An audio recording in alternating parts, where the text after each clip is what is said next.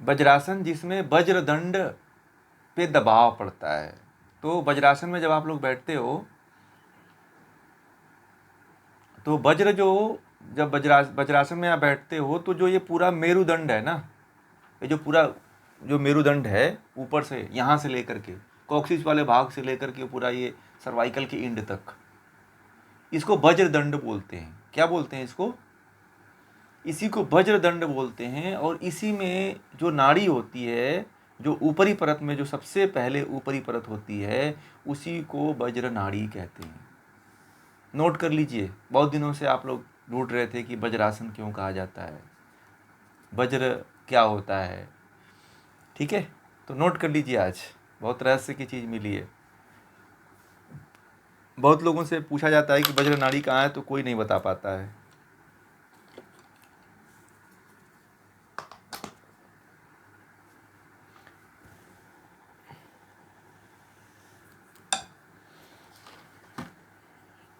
नहीं, सुषुम्ना नाड़ी उसके नीचे, वज्र नाड़ी के नीचे। वज्र नाड़ी, सुषुम्ना नाड़ी मेरुदंड में, मेरुदंड को वज्रदंड कहते हैं। ठीक है, मेरुदंड जो होता है, जो कॉक्सिस से एकदम नीचे वाले पोर्शन से, कमर के नीचे वाले पोर्शन से लेकर के और सर्वाइकल जहाँ पे गर्दन वाली हड्डी है वहाँ पे जो इंड स्थान है वहाँ तक होता है वज्रदंड। ठीक है, और उसके अंदर जो हड्डी होती है, हड्डी के अंदर जो नस होती है, वह पहली नस जो होती है, जो नली होती है, वही वज्र नाड़ी होती है।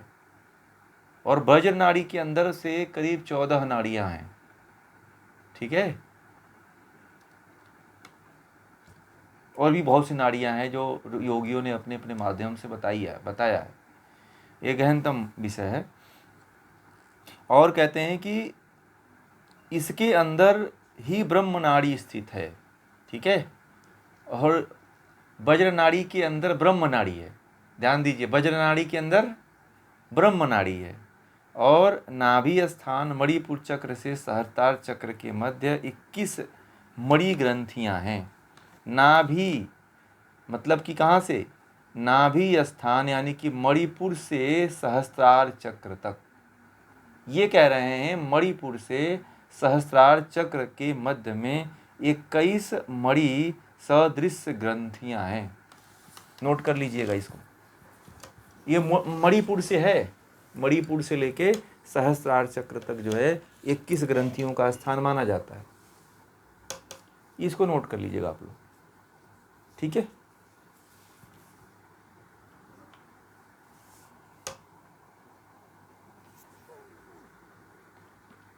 जैसे कि सबसे पहले इन्होंने कहा मेरुदंड, तो मेरुदंड जो है वज्रदंड कहा जाता है। और वज्रदंड के नीचे जो है वज्र नाड़ी होती है, उसके जस्ट बगल, उसके बाद, और उसके बाद ब्रह्म ग्रंथि पड़ेगी। एक लेयर को इन्होंने शायद मुझे लगता है कि नाम दे दी, जैसे आज के समय के वैज्ञानिक नाम देते हैं ना कि फर्स्ट लेयर का नाम ये है, द्वितीय लेयर का नाम ये है, तृतीय लेयर का नाम ऐसे है। तो इन्होंने भी शायद इस तरह का नाम दिया है। और परंतु हमारे देश के जो योगी रहे ना, तो उन्होंने आधा आधा भी नाम दिया, जैसे इस यहाँ से यहाँ तक का ब्रह्म, यहाँ से यहाँ तक का विष्णु, और यहाँ से यहाँ तक का रुद्र। तो उन्होंने डिवाइड करके भी नाम दिया है। ठीक है, ये जानते हैं, ये नाड़ियों का क्रम जो है ये तब पता चलता है जब सिद्धि प्राप्त होती है। क्योंकि जितने भी तंत्र के ग्रंथ पढ़ोगे ना, उसमें सब लोगों ने अपने अपने मत के अनुसार लिखा है, और किसी में कुछ एक ऑथेंटिक नहीं है जो एक ही मान लिया जाए। ठीक है, जितने लोगों की पुस्तकें पढ़ेंगे आप लोग ना, उसमें उतनी उतनी बातें लिखी हुई है। तो इसीलिए जो है मतलब आप करोगे भी तभी भी नहीं समझ पाओगे इस चीज़ को। तंत्र को ही तो हठ योग बोलते हैं तंत्र का दूसरा है, तंत्र इसी का नाम तंत्र है। जो आप पढ़ रहे हो तंत्र ही तो है तंत्र मतलब क्या होता है? नहीं नहीं नहीं, तंत्र ही तो है। तंत्र का मतलब क्या होता है? पद्धति। ठीक है तो ये जो है, जो आप लोग पढ़ रहे हो तंत्र ही तो है। हठ योग का दूसरा नाम तंत्र है। पहला नाम तंत्र है, दूसरा नाम हठ योग है। ठीक है, जब आप लोग पढ़ रहे हो यह तंत्र हठ योग का पहला नाम तंत्र है। नहीं, वो तंत्र जो है ना, वो तंत्र क्या है, वो सोखा ओझा वाला तंत्र है। ये जो शुद्ध तंत्र है, ठीक है, आजकल का जो तंत्र है उसको तो बहुत विकृत कर दिए हैं लोगों ने। तंत्र का मतलब लोग समझ लेते हैं जादू टोना, ठीक है। जो भगवान शिव का जो तंत्र है, ये सारा ज्ञान किसका है? ये भगवान शिव का है। और लोगों ने यदि सबसे अधिक अपने देवी देवताओं को यदि कोई बदनाम किया है तो अपने देश के लोग बदनाम करते हैं। देखिएगा, आप देखिए, कहीं चले जाइएगा मंदिरों में तो भगवान शिव की जटा पहन करके भीख मांगते हैं सब, त्रिशूल लेकर के, पोत पात करके, और भीख मांगने हाथ फैलाने लगते हैं। लोग जो है उनको पैसा फेंकते रहते हैं कि भगवान शिव इनको पैसा दे दो। इनको एक पैसा नहीं देना चाहिए। भगवान, एक तो ईश्वर का बदनाम कर रहे हैं सभी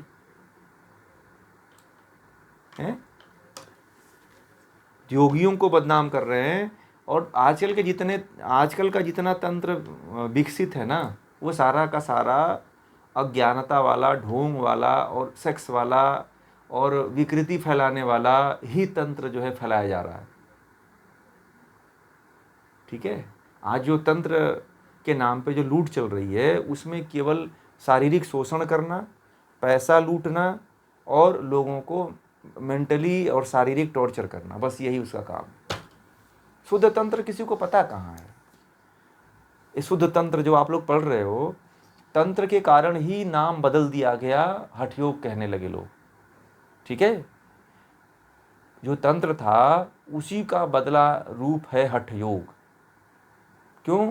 क्योंकि कुछ निकृष्ट कोटि के लोगों ने क्या किया था कि तंत्र को जो है काम और शक्ति के नाम से जोड़ करके, शिव के नाम से जोड़ करके, भोग के नाम से जोड़ करके इसे विकृत कर दिए थे। इसीलिए आधुनिक समय के जो योगी हुए हैं, गोरक्षनाथ जी हुए, गोरक्षनाथ जी, मत्स्येंद्रनाथ जी और उनकी एक नाथ परंपरा के जो योगी हुए हैं, उनकी बहुत बड़ी देन है कि हठ योग के रूप में आप लोगों को शुद्ध तंत्र पढ़ने का अवसर मिल रहा है। शुद्ध ज्ञान पढ़ने का हठ योग में, नाथ योग, हठ योग, ये जो पढ़ने के लिए मिल रहा है, शुद्धतम रूप में तो पहले तंत्र ही था, शिव रूप में। बाद में गोरक्षनाथ जी आए, मत्स्येंद्रनाथ जी आए और एक योगियों की लंबी परंपरा आकर के इस हठ योग का एक नया नाम दिया। अभी भी क्या है कि जो देश में जितने भी तंत्र मंत्र चल रहे हैं, उसमें केवल शारीरिक शोषण होता है, पैसा और शारीरिक शोषण होता है, बस दो ही काम होता है उसमें।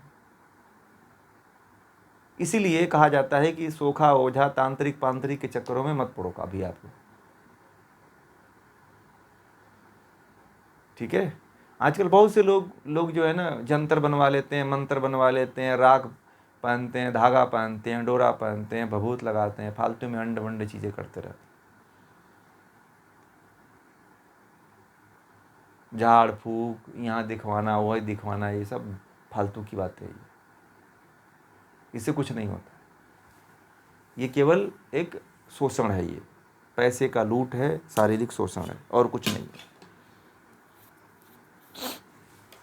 मैंने तो देखा है, मैंने बहुत से देखा है तांत्रिकों को जो लूट करते हैं, हर तरह से लूटते हैं लोगों को। हमारे सामने तो कोई नहीं आता है, मैं इसके पक्ष में ही नहीं रहता, इसे मानता भी नहीं हूँ, न कभी माना, न आगे भी इन सब चीज़ को मैं मानता हूँ, ठीक है। देखिए क्या है कि सबसे बड़ी समस्या भारत के लोगों की यही रही है कि भारत के लोग जो है ना, प्रत्यक्ष को, अनुमान को, आगम को, इन तीन प्रमाणों को से किसी भी चीज़ की परीक्षा करना छोड़ दिया और अंधी भक्ति में जो है किसी को बिना परीक्षा के ही स्वीकार करने लगे। योग दर्शन में क्यों पढ़ा रहे हैं आप लोगों को वृत्ति? क्यों वृत्ति का प्रयोग करवा रहे हैं? वृत्ति का प्रयोग इसीलिए करवा रहे हैं कि आप लोग जो है संसार में जीना सीख जाओगे, ठीक है। आपको कोई ठग नहीं पाएगा, आपके ऊपर कोई, आप अंधी श्रद्धा वाले नहीं बनोगे, अंध भक्त नहीं बनोगे, किसी चीज़ को करने से पहले आप लोगों को ये ज्ञात हो जाएगा कि मैं जो है प्रमाणों के आधार पे किसी चीज़ को स्वीकार करूंगा, ऐसे मत स्वीकार कर लेना। प्रत्यक्ष, अनुमान और आगम, इन 3 प्रमाणों से यदि कोई चीज़ सिद्ध होती है तो ही आप उसे स्वीकार करना। हाँ,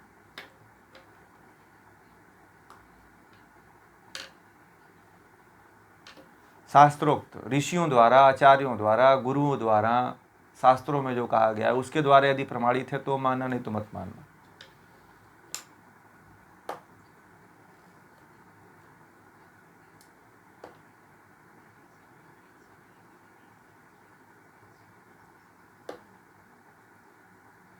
संप्रजात और असंप्रजात, संप्रजात समाधि में केवल आत्म साक्षात्कार होता है और असंप्रजात समाधि में जो है ईश्वर का साक्षात्कार होता है, बस इतना समझिए।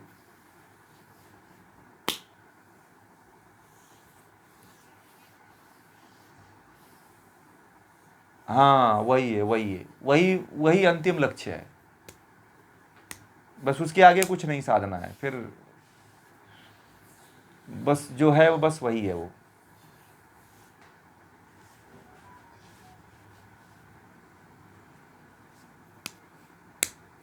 असंप्रजात समाधि ही जीवन का लक्ष्य होना चाहिए। महर्षि पतंजलि को जो नहीं समझ पाया ना, और महर्षि पतंजलि को जो नहीं पढ़ा व्यक्ति, वो समझिए कि वो अभागा है, इस दुनिया का सबसे बड़ा अभागा वही है। बहुत जन्म लेने के बाद भी उसका जन्म व्यर्थ ही जाने वाला है। अब लोग कहेंगे कि कैसे, तो महर्षि पतंजलि ही ऐसा ऋषि है जो ये कहता है कि प्रकृति को और जीवात्मा को और ईश्वर को पृथक पृथक जानो। दुनिया का कोई ऐसा ऋषि नहीं कहता है, एक कपिल को छोड़ करके और पतंजलि को छोड़ करके। आप अभी जितने भी धर्म संप्रदाय चल रहे हैं, जहाँ जहाँ भी आप जुड़े हुए हो, सब कहते थे कि गुरु को पूजो, मूर्ति को पूजो, ये मंत्र जप करो, ये पूजा चढ़ाओ, फलाना करो, ढिकाना करो।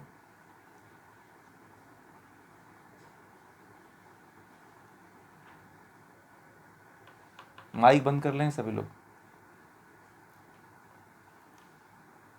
बड़ी समस्याएं हैं और बड़ी विडंबनाएं हैं, और आप लोग थोड़ा इसके प्रति पढ़े हो, समझे हो, तो थोड़ा आप लोगों को भी ज्ञान हुआ है। नहीं तो बहुत से लोग तो इतनी गहराई में नहीं चल पाते हैं। आप लोग हो तो कम से कम इन ग्रंथों के प्रति अपनी रुचि भी दिखा रहे हो, पढ़ भी रहे हो, क्योंकि आप लोग समझ रहे हो। यदि यही चीज़ आप लोग नहीं समझते ना, नहीं पढ़ते, तो आप लोग भी उसी कैटेगरी में फिर जाते। ठीक है, जो सामान्य जनता जा रही है उसी कैटेगरी में आप भी जाते। आप जीते तो आपका भी जीवन में ऐसा ही होता, परंतु चेतना के स्तर में कुछ ना कुछ फर्क तो जरूर रहता है। ठीक है, अब हम लोगों के साथ इसमें बहुत से लोग जी रहे हैं ना, सुनते हैं, परंतु वो उस चीज़ को नहीं प्राप्त कर पाते क्योंकि वो संपर्क में नहीं है। उनको बस बातें अच्छी लगती हैं और बस बातें अच्छी लगनी चाहिए उनको।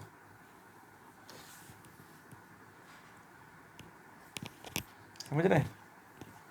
तो ये सारी बातें हैं और बड़ा ही इंटरेस्टिंग विषय चल रहा है, इसीलिए मैं थोड़ा अभी बहुत तेज़ नहीं पढ़ा रहा हूँ, धीमे धीमे इसको लेकर के मैं सोच रहा हूँ कि आप लोगों को समझाने का प्रयास करूँ, क्योंकि ये जो योग बीज है ना, रहस्यमय चीज़ है और इसमें बहुत कुछ है जो आप लोगों को इसमें जानने के लिए भी है।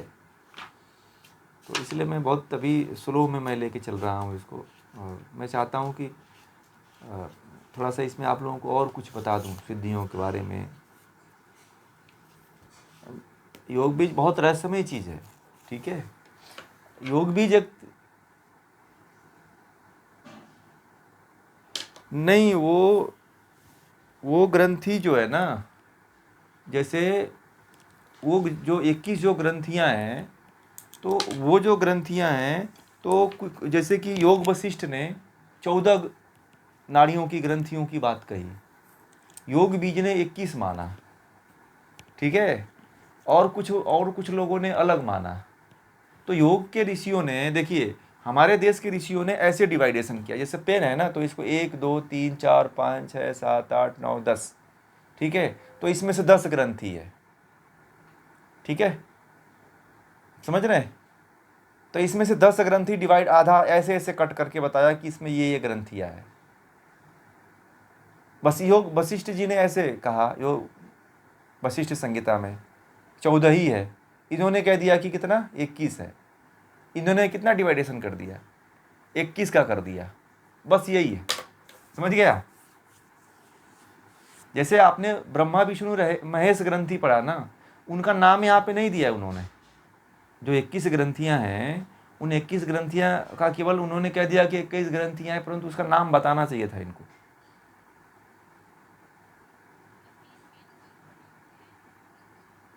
हाँ, बाकी सूक्ष्म है, और उसका नहीं, और कट भी होता है।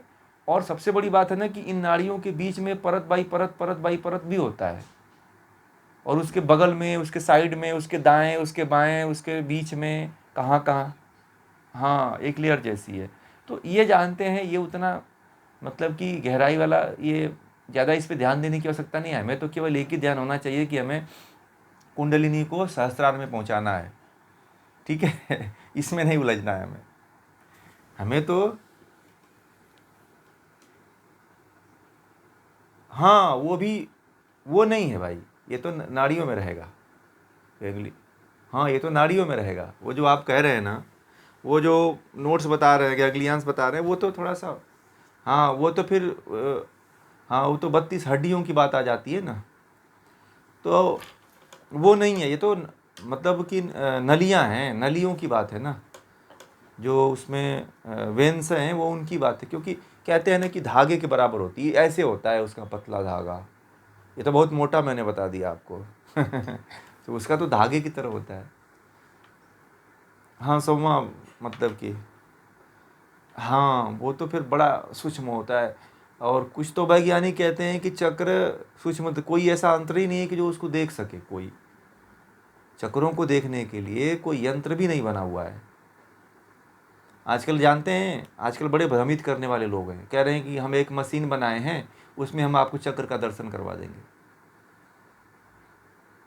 हाँ हाँ, उसको भी नाप रहे हैं सब। अरे नहीं, एक चक्र को भी मशीन नाप दिखा रहे हैं सब कुछ। आपको बता दें, कुछ चक्र का दर्शन करवा रहे हैं लेटा करके, कह रहे हैं कि देखो यहाँ पे चक्र दिख रहा है। वो भी भ्रमित करवा रहे हैं सब। वो तो फालतू फालतू की बात है ये सब। पुनर्जन्म तो आप खुद अपना जान जाओगे कि आप क्या थे।